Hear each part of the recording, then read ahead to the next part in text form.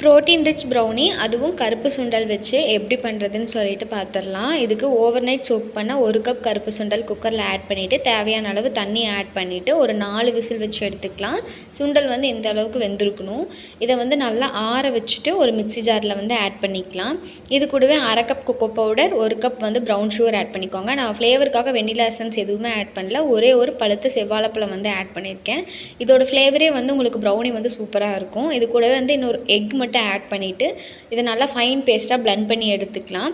நல்லா பிளெண்ட் பண்ணதுக்கப்புறமா ஒரு 1/2 கப் மெல்டட் பட்டர் இல்லைனா கீ கூட ஆட் பண்ணிக்கலாம். ஆட் பண்ணிவிட்டு இதையும் நல்லா பிளெண்ட் பண்ணிவிட்டு வந்து இந்த கன்சிஸ்டன்சியில் இருக்கணும் பேட்டர். இதை வந்து ஒரு ட்ரேயில் ட்ரான்ஸ்ஃபர் பண்ணிவிட்டு 180 டிகிரியில் 15 மினிட்ஸ் பேக் பண்ணி எடுத்தோன்னா ப்ரௌனி வந்து சூப்பராக ரெடி ஆயிரும். இது வந்து ரொம்ப ஹெல்த்தி அண்ட் ப்ரோட்டீன் ரிச்சான ப்ரௌனி. கண்டிப்பாக ட்ரை பண்ணி பார்த்துட்டு எப்படி இருந்துச்சுன்னு சொல்லுங்கள். இந்த மாதிரி மோர் ஹெல்த்தி ரெசிபீஸ்க்கு நம்மளோட பேஜை வந்து ஃபாலோ பண்ணிக்கோங்க. தேங்க்யூ.